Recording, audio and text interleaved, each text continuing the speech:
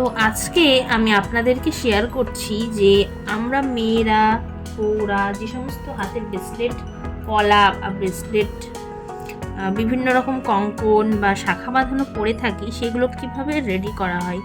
তো সেই জন্য এগুলো হচ্ছে মোম।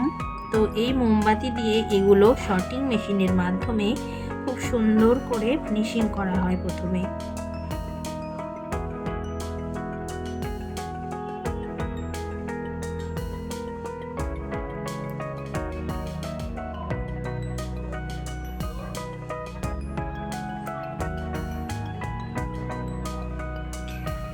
ফিনিশিং করে তারপরে এটাকে রেডি করা হয়। তো এই দেখুন, এগুলো ভালো করে এই যে ছিদ্রগুলো, এগুলো ছুঁয়ের সাহায্যে খুলে দিতে হয়।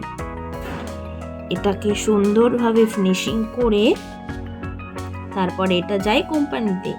তারপরে এখানে যে ধাতু দিয়ে বানানো হবে, সেই ধাতুর মাধ্যমে এটা সুন্দর একটা, এখানে এই যে পলার মুখ বা শাখার মুখ বানানো হয়, সেটা বানানো হয়। কেমন লাগলো ভিডিওটা অবশ্যই জানাবেন। সবাই ভালো থাকবেন। টাটা।